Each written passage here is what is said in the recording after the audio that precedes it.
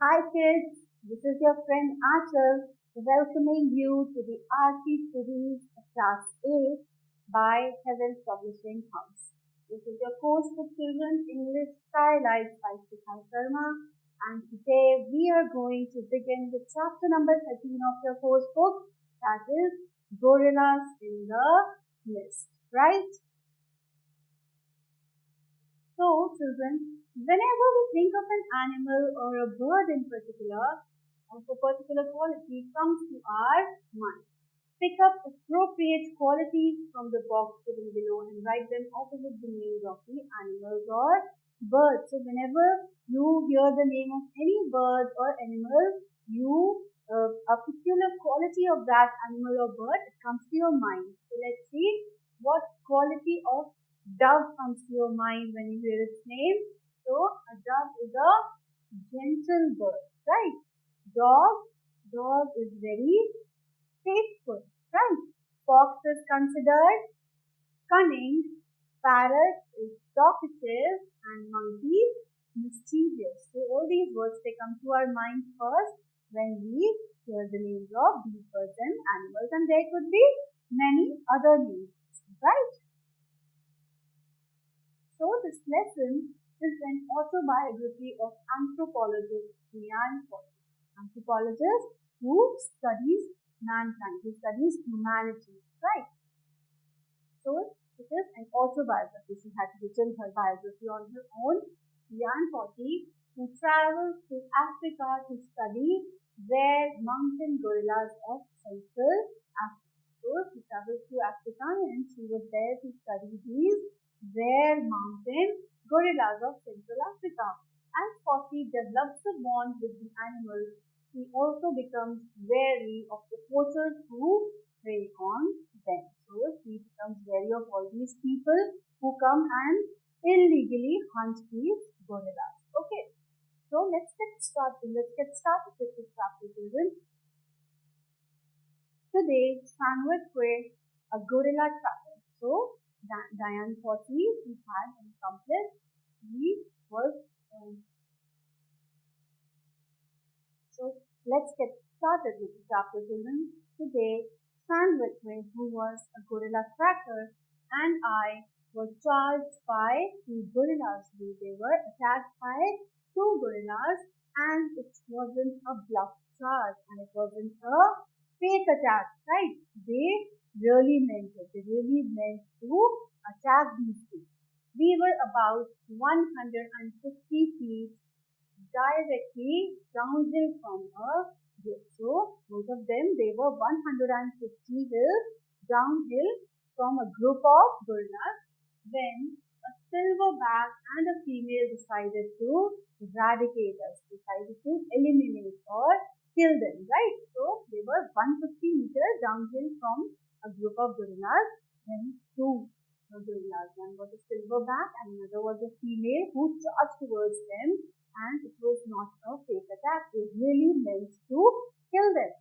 They gave us a split second of warning with screams and roars that seemed to come from every direction at once before they descended in a gallop that shook the ground. Before charging, they gave a short warning, right? They started screaming and roaring to warn those visitors, and that roaring and screaming seemed to come from every direction all at once.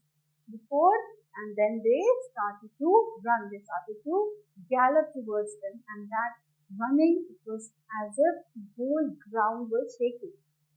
I was determined to stand fast. Stand fast means he was determined to stand where she was. He wanted to remain calm. But when they broke through the foliage is the greenery of the forest, the leaves at a dead run directly above me. So when they started running towards her, I felt my legs retreating. He felt that he was going backward in spite of what I've read about gorillas not charging fully. In spite of, he has already read that these gorillas, they do not attack very much, they do not attack fully. So despite knowing that fact, he saw that he was retreating her steps. He was going backward. I paused long enough to try to dissuade them, to stop them with my voice. So she started to make this voice in order to stop those gorillas, in order to dissuade those gorillas, which only seemed to aggravate them more. But that voice she was making out, it was only aggravating, it was provoking them more, right? If possible. And when their long yellow canines and wild eyes were no less than 2 feet away, I took a very ungainly nosedive into the thick foliage alongside the trail. Now she says that when she saw their long canines, their teeth they were showing them, and the wild eyes, right? And they were no less than 2 feet away. They were only 2 feet away now. She decided she has to take the plunge. She took a very ungainly nosedive, means a very awkward fall into the thick foliage alongside the trail, alongside the track, right? So I've just about finished fixing up her room. So later that day, she was just about finished fixing up her room hut, and it looks great. I have pictures, skin, tusks, and horns hanging here and there. So everywhere in her hut, she had the skin, dust, horns hanging here and there. And I have made curtains out of some African printed material. A fireplace will be built next week, right? So this was all the work that was going on in her hut. The work is going well, for I have been following one gorilla group around all month. Now it's been 1 month, and she had been following one group of gorillas, one group of mountain gorillas. And now I'm able to get within 30 to 60 feet of them, and they are not afraid of me. Now they were not afraid of Dian Potti, and she could go within 30 to 60 feet of them. To be perfectly frank, I think they are quite confused as to my species. They sounded confused. They looked confused as to which species, which tribe do I belong to. I've gotten them accustomed to me. So accustomed means getting used to. Getting used to. So the author says that I have gotten them used to me by aping them, by copying them, right? And they are fascinated, they are attracted by my facial grimaces. Grimaces is very, very ugly expression she used to make in order to ape or copy these gorillas and other actions that I used to be caught dead doing in front of them. It is that I used to make such ugly expressions and do such stupid actions that I would never want anyone to see me doing. Because of the increased proximity. Proximity means nearness. They were so near to her, I've been able to observe a lot never recorded before. Now that she was so near, so close to all these gorillas, a lot she knew, she got to know a lot that had never been recorded before.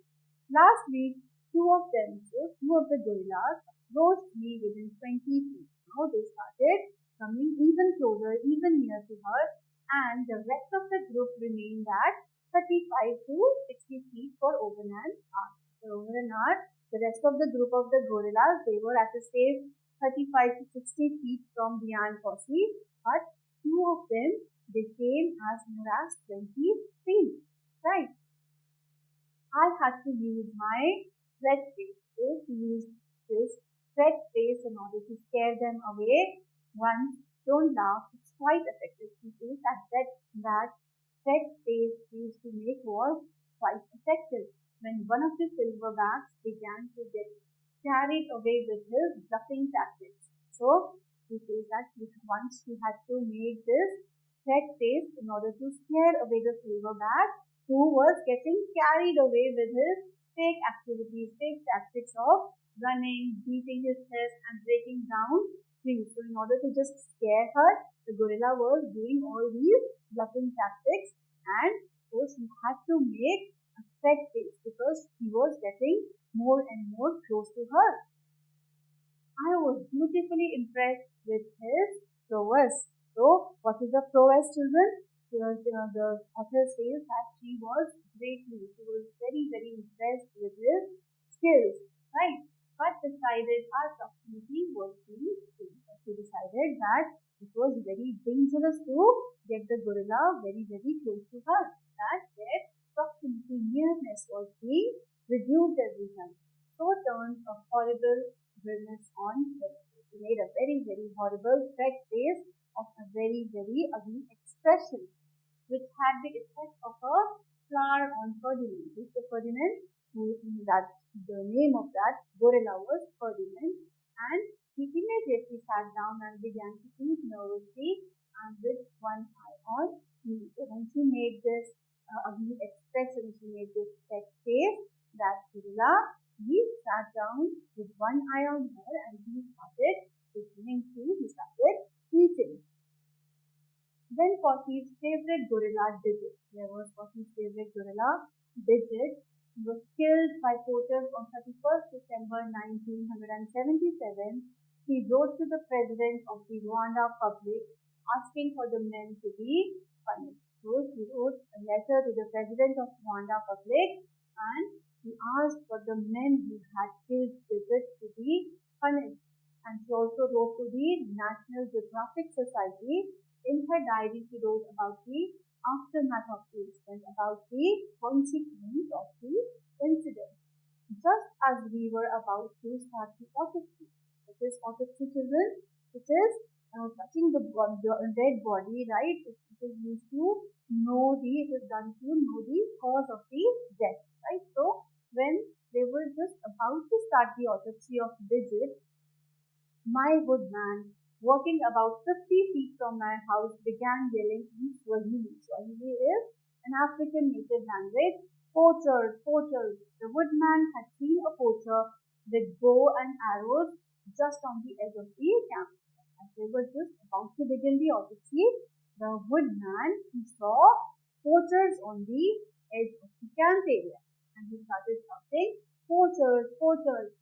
No poachers have dared come near my camp for 3 years. It had been 3 years and no poacher had ever dared to come near her camp, right? I yelled to my camp staff to chase the poachers while I grabbed my gun, not legally registered, and ran after them. So her camp staff and they all ran after all those poachers to catch them. I kept running and shooting up in the air to keep him from crossing the main open meadow. So she kept on firing his gun so that the poacher was not able to cross the open meadow. Open meadow means open grass field, right? Above camp where he could have disappeared into the forested areas. For she knew that if the poacher would enter the forested area, then they will not be able to catch her. So they wanted to catch him in the open meadow. My men captured him there along with a blood-stained bow and 5 arrows. So when that poacher was caught, he was there with one blood-stained bow. He had all blood on that bow and he had 5 arrows with him. He was a baby-faced little squaw and one of the Digit's killers. He had a baby face, right? And he was one of the killers of Digit, as he admitted. Both the front and back of his tattered yellow shirt were sprayed with fountains of Digit's dried blood, and his yellow shirt, was stained with blood from both front and back side. It was Digit's blood, right? We brought him back to camp and tied him up while we went on with the poor Digit's autopsy, right? And they came back with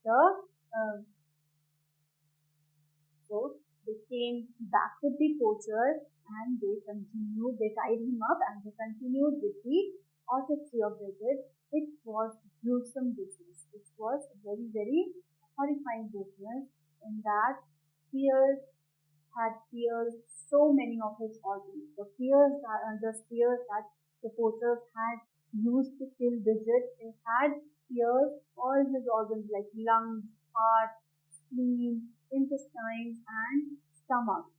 When we finished, we went inside my cabin for a bit of lunch that nobody felt like eating, right? So they, after finishing the odyssey, they went inside to eat something, but none of them felt like eating.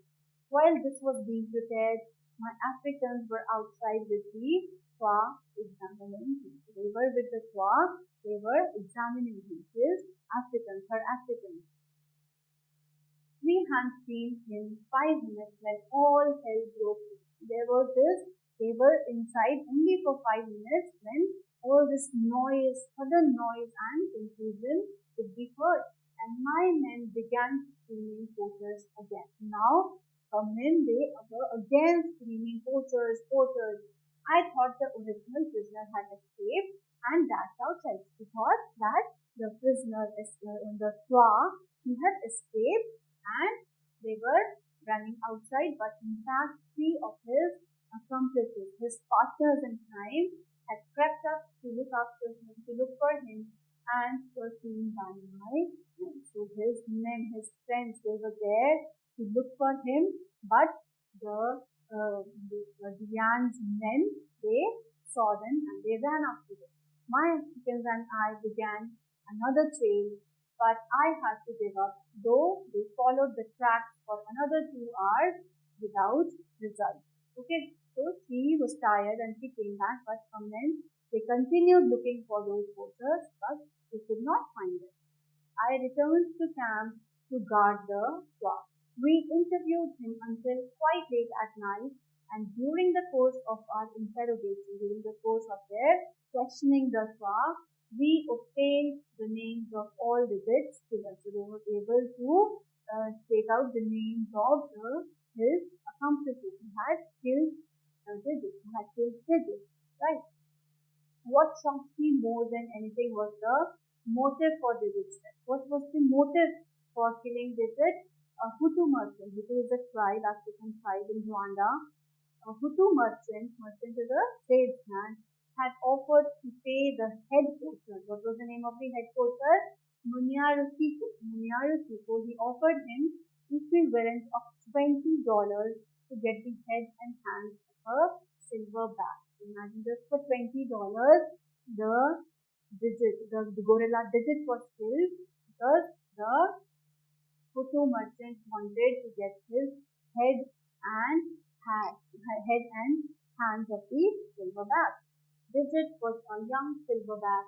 The Hutu hoped to find a tourist who would pay him much more for the souvenirs. Souvenirs are things that you take back from a place you are visiting, right? So the Hutu merchant, he hoped that one of the tourists is going to pay him much more for the head and hands of the gorilla. The Twa prisoner told us he knew where Digit's head and hands were buried, near Munyarukiko's house under a cluster of bamboo. So he told them that I know where Digit's hand and head have been buried. They were under a cluster, under a group of bamboo sticks near Munyarukiko's house. Right. The next day, I sent down a message to Surface Brigades. Surface Brigades is a head of a unit of soldiers, Paulin Kubili. What is the name of the head? It was Paulin Kubili.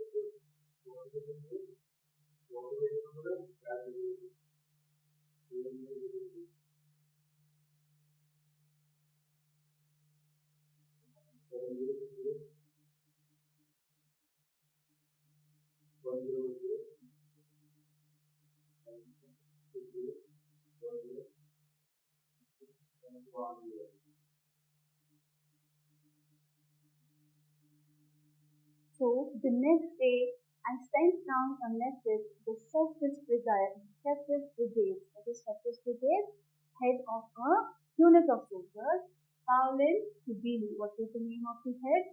Paulin Kubili, saying we had got one of Digit's killers and that I would not release him to the park guards. He told the head that I am not going to release the poacher to the park guards because they have a way of losing their prisoners. So they always lose their prisoners. So he was decided that he was not going to hand over the poacher to the park guards. Therefore, on the 7th, Subili climbed to camp accompanied by the commander. So on the 7th of January, Subili he climbed to camp along with his three commandos. I allowed them to take far down to a military security compound. So he allowed them to take far to the military security compound where he was being held awaiting presidential decree. What is a decree, children? Decree is an official order. So where he is being held awaiting presidential decree. So the order, the official order of the president, he was to wait for that. As to the extent of his punishment, they know how long he was to be punished or imprisoned. To be seemed somewhat afraid of me. I can't imagine why he said that. That Pauline Kubili, he seems to be afraid of her, but she could not imagine why. What is the reason? I can say that to let the squaw go was one of the most difficult things. It was one of the most difficult things for her to let the squaw go. I've ever done in my life. It was only in respect of Bridget's memory that she left her unhurt. She wanted to beat him up or kill him up very badly, kill him very badly because he had killed Bridget. But only because of Bridget's memory did he allow him to go from there untouched. Back from America, 3 years later, Poppy returned to her beloved Gorilla. Here she describes her joyful reunion from them, right? Reunion with them. So when she came back from America, 3 years later, she is now describing her joyful reunion with this gorilla group. To reach them meant a long climb lasting 2 hours. So she had to climb for 2 hours in order to reach them. The females and youngsters of the clan, the females and all the young children, infants of the gorilla group, there were 16 in all, were resting in thick vegetation, in thick plants and flora all around, in the warm sun on the steep slope of the bowl of a hill, on the steep slope of a hill, where they had made their day nest, where they used to stay for the day.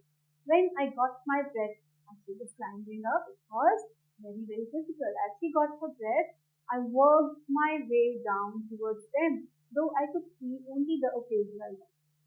So now she started walking downwards towards them. When I got 20 feet from them, I sat down and began making 40-style introductory noises. Now when she was only 20 feet away from them, she sat down and started making noises that she used to make, right? 40-style noises, right? A soft series of rumbles like gorillas, sounds like gorillas make out when expressing intensely. So she started taking out these voices, these sounds that gorillas take out when they are happy, contented, right? The nearest female was old Effie. The nearest female that was sitting was Effie, mother of six, whom I had known since 1967. She had known Effie since 1967 and she had she was a mother of six gorillas. She had had a new baby in my absence. Now there was a new baby that she had given birth to and her name was little Maggie, who sure did not believe in being shy. He was not shy at all. Maggie came scrambling. She very quickly came over right away, not to look at me, but to investigate my clothing and equipment. She was not interested in looking at her, but she was interested in investigating, looking at her clothing and the equipment she was carrying her. Effie glanced my way while chewing on a stalk of celery. So Effie, she was sitting and chewing on a celery stalk. He looked away. So she casually looked away and then did a double take myopic scrutiny. And she looked very carefully as if not believing her eyes. First, she just looked away and then quickly she turned back again and looked towards Dayan Posse once again, very, very carefully. Then she tossed the celery aside and began walking rapidly towards me. She kept the celery that she was chewing aside and she came very quickly towards her. Meanwhile, Chuck Another female I had known nearly as long appeared out of the underbush. So meanwhile, as he was coming, there was this another female duck that she had also known since the same time. She appeared out of the underbush, small trees, and started to pick up Maggie. She came and she just started to pick up Maggie, just to take her off to safety. She had also not recognized Poppy by now, and she was there to pick Maggie and take her to safety. Right? Then Tuck did a second take. Now Tuck she glanced towards her a second time. She dropped Maggie and walked right up in front of me. Now after recognizing her, she dropped Maggie and she very quickly walked towards her, resting her weight on her arm so that her face was level with mine. Now she rested her weight on her arm so that her face was in level with the Aunt Poppy, and she looked into her eyes, and she was only a couple of inches away. She stared intently into my eyes, and it was eye to eye contact for 30 or 40 seconds. She kept on staring into her eyes for another 30 to 40 seconds, not knowing quite what to do, for I had never had this reaction from gorillas before. I squished myself flat on the bed of it. She did not know how to react to this gorilla's expression, so she lied down flat on the grass, whereupon she smelled my head and neck. Now, thus she started to smell her head and her neck, then lay down beside me and embraced me. Now she had recognized her feelings. She lied down beside Poppy and she embraced her. What she did, she hugged her. God, she did remember.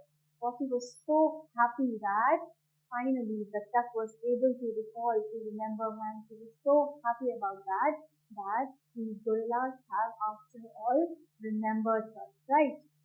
Duck began crooning. Crooning means making these soft humming sounds, and I crooned back and she started to make out those sounds back.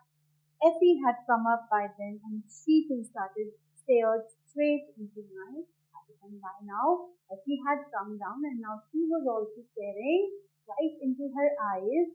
She sniffed her, then piled up on the two of us. Now she lied down on the two of them, and I was really scared. And this time scared means that she was really crushed by their weight. Her and Tuck's plaintive murmurs, plaintive means very, very sad, sorrowful murmurs. These other group members, other clan members, and one by one the other females came over to us. The rest of the members of the group, they started coming towards us. All the older four that I knew best repeated the eye-to-eye contact. So all the older four members of the group, every time they used to come and they used to make eye-to-eye contact with her, just like Duck and Effie did. Then settled down with long arms and screaming all of us into one big black furry ball. All of them, they hugged around and they looked like a big black furry ball. As they settled in, each one was making prolonged, inquisitive sounds. So they were making these long sounds as if they were asking, where the hell have you been? Is this really you? So they were asking, they were sadly asking her, where have you been all this time? Is that really you? Not to be left out, the youngsters joined us too. The young gorillas, they also joined them. Josie, Tansky, Pablo, and Maggie really took advantage of the trust their mothers were showing to work me over. So these kids, what were their names? Josie, Tansky, Pablo, and Maggie. They also took advantage of the situation when they saw that their mothers were very, very comfortable with her. So they also came near Poppy, gently hitting, nibbling, pinching me, and pulling my hair and trying to carry off everything loose. So they started to play with Poppy. I could have happily died right then and there and wished for nothing more on earth simply because they had remembered. She was so happy on being remembered that he was happy. Even if he died there, he would have no complaints. He was so happy that these gorillas had remembered him, right?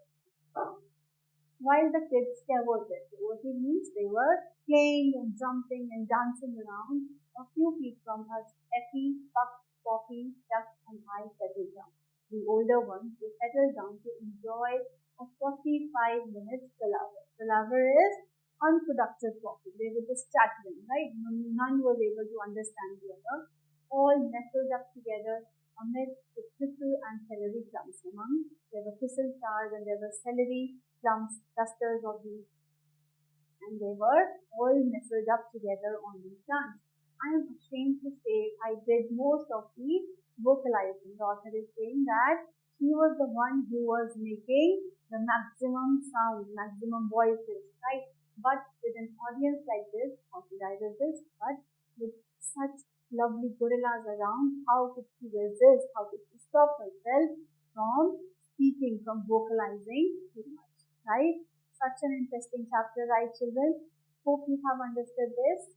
Okay, so let's move on with the moral. Animals carry a lot of importance in our lives. They offer humans with food and many other things. So they give us so many things. They offer us food and many other things. Ever since early times, humans have been using animals for their benefit. Right? Therefore, it is our duty as humans to protect animals. When we take out so much work from them, isn't it our duty to take care of them, to protect them for a better future? Otherwise, the human race will not be able to survive without the help of the other animals. Right? We would not be able to survive without the help of all these animals, children. So we must take care of these animals and protect them. Right? So complete the sentences with information from the passage, children. You all know the chapter very well now, so go and complete this, right? Now, fill in the blanks, children. Number 1.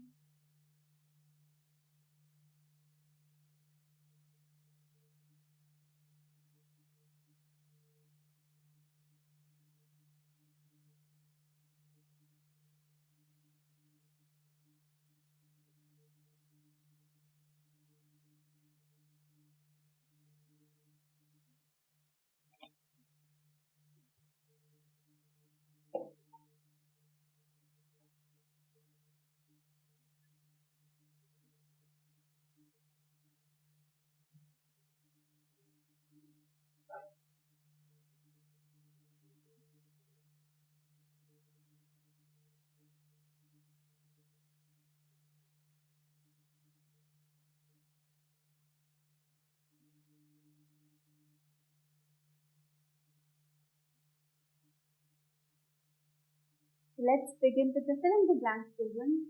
This first one is relevant. Number 2, my men catching there along with blood-stained bow and 5 dash. So, my men captured him there along with a blood-stained bow and 5 arrows. Right? Digits was a young silverback. He was a silverback. Dash them meant a long time, lasting 2 hours. So to reach them meant a long time. Effie glanced my way while Dash on a stalk of celery. So Effie was chewing on a stalk of celery, right? Here, now let's answer the following questions, children. Number 1, describe the encounter between the angry gorillas and Posse. Right? So when Posse and Sandwich played, they were just 150 feet below the group of gorillas. So two of them, right? There was one silverback and a female. They charged towards them. They were not taking an attack. They really meant to kill them. And before charging, they warned them, right? They warned them with their screams and roars, forcefully running towards them, and in order to save herself. First, Poppy thought of standing fast. She thought of standing there and not moving. But when she saw that her making noises and standing fast was not helping, it was only provoking the gorillas more. So she took a very awkward fall into the forest. It was a very unwieldy plunge into the forest. Right? How did Poppy and the team find Digit's killer? So, while Poppy and her team they were performing autopsy on Digit's body, they this Posse's woodman who saw a man approaching near the camp. So he knew that it was a poacher. Posse and his men they went after him and captured him. Described the man's appearance. So, he was a dwarf and his face was like that of a baby. But his shirt, right, his yellow shirt, it was stained with Bridget's dried blood both on the front and the back, right? What did they find from Bridget's autopsy? They found that his head and hands have been cut off by the poacher. Why did the motive for Bridget's mother shock Flossie? Why was she shocked to know the motive for Bridget's mother? Because the motive was a Hutu merchant. He wanted he offered $20, right, for Bridget's hands and head, and he had planned to sell them off to some tourists as a souvenir for much more money. To whom did she hand the poacher over? Yes, she handed the poacher Butwa to Paulin Tubili. He was the head of the unit of soldiers. Where was he taken? He was taken to the military security compound. Where was he taken? He was taken to military security compound. Number 5. How do we know that Poppy was able to win the trust of the gorillas? Because now the gorillas were not afraid of her, and now they used to come as near as 50 to 60 feet of her, and they used to sit and not feel afraid of her. Right? Clear to all of you? So children, I hope this was a very fun chapter for you to learn with me, right? I hope there are no doubts regarding this chapter. So I will see you guys in my next chapter. Till then, stay elated children. Bye.